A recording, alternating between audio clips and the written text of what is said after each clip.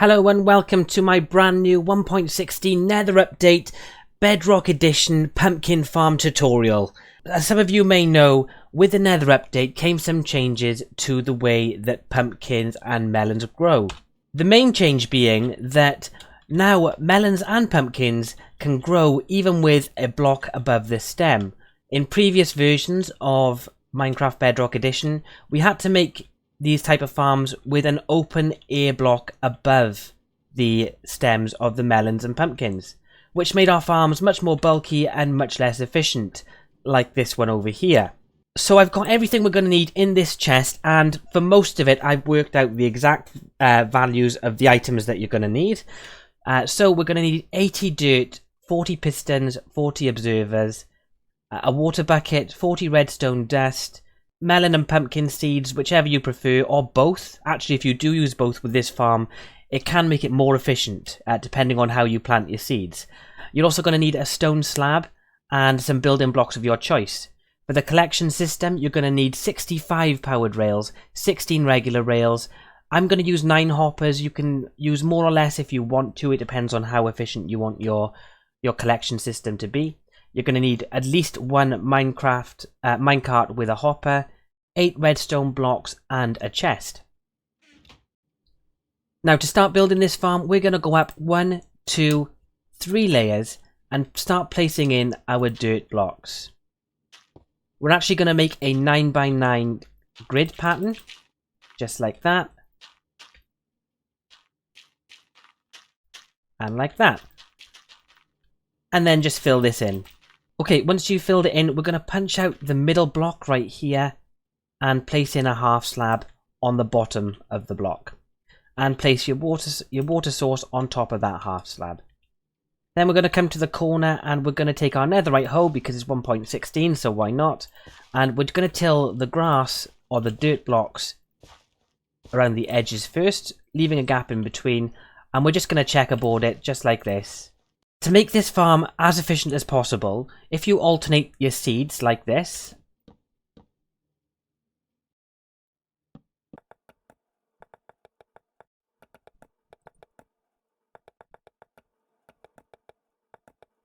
you will actually get more drops. I know it seems weird, but you actually create more chances for the melons or the pumpkins to grow. At this stage, I would actually go ahead and bone meal all of these up because these stems can take a little while to grow, and why not just give them a little helping hand. Obviously, if you don't have the bone meal, just wait for them to grow. It's not going to be a big deal. So when you're done, your farm should look like this, and we've already got a melon growing, so that's a good start. Now, for this next section, we're going to be placing in our observers and our pistons. So we're going to start with our observers. We need them to be facing downwards, just like this, above each of these stems. So for this next section, we're going to kind of make a little bit of backward progress. We're going to go underneath and we're going to go on top actually, and we're going to punch out all of the regular dirt blocks. Just for now, you'll see why I'm doing it in just a second. But it will actually make this farm much easier for you to build. When you're punching these blocks out, you might want to leave in the ones around the water source. We're going to be placing in our pistons like this facing downwards.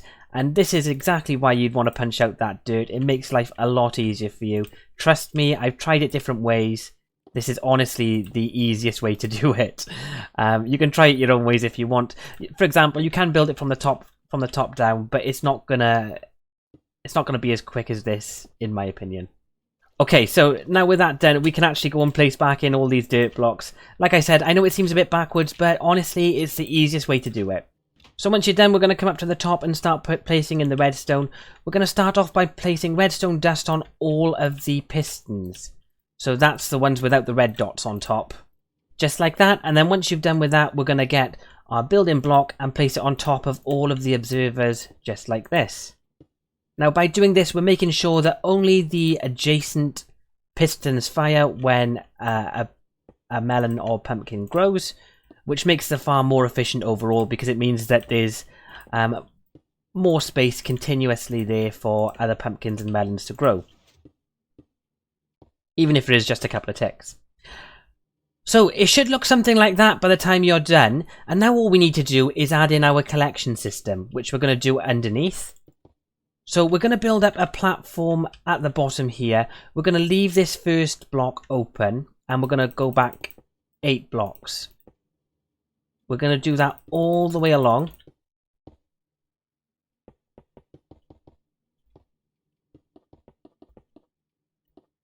Now on this 4th block, we're actually going to knock that out. And then we're going to do this. So you're going to have a gap down the middle.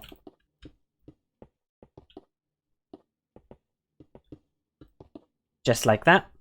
Then we're going to place a block there. And another block here. We're going to start by placing down our redstone. Only place down up to 3 because you're going to need to get into that center in just a second. Place down your powered rail just like I'm doing here. And oh, we've forgotten one step actually. We need our hoppers. So place a hopper there in the middle and then hoppers feeding into that hopper. Just like that. And just like that. This block here, I've got it in the wrong place. We're actually going to need it the other side of this hopper. Right there. Now we're going to be placing our regular rails on the corners and the powered rail all the way along. Now one thing I will say is powered rails can be really fiddly. So if you are struggling with this, you can just sort of reorientate your farm and just put the powered rails facing a different direction. Whatever is easiest for you, you just do it, because I know as well as anyone else does, rails in Minecraft are not the easiest things to work with. Okay, so when we're done with our rails, we can just pop a minecart on like that and that will start collecting our drops for us. Okay, so that is actually the farm complete, guys. Well done, you've managed to get through it all and hopefully it looks the same as mine. If it doesn't look the same as mine, go back and rewatch this video because you've done something wrong. So I've upped the game tick so we can have a good look to see how much more efficient that farm is than this farm. And if we check, so there's 52 pumpkins at the top, plus 31, so 80, well, say 84 pumpkins in that farm. And in this one we have, oh my gosh, 2.5 stacks, 120, 140, say 150, 155 pumpkins in that farm. So that's like, what, like 80 more pumpkins, and there's loads on the floor. There's loads being dropped. So that farm uses much less resources, but actually we get so many more pumpkins. So yeah, that's it from me, guys. I hope you enjoyed this tutorial. If you did, leave a like and subscribe. I'd really appreciate it. Have a good day. I'm Gwent Gamer. Goodbye.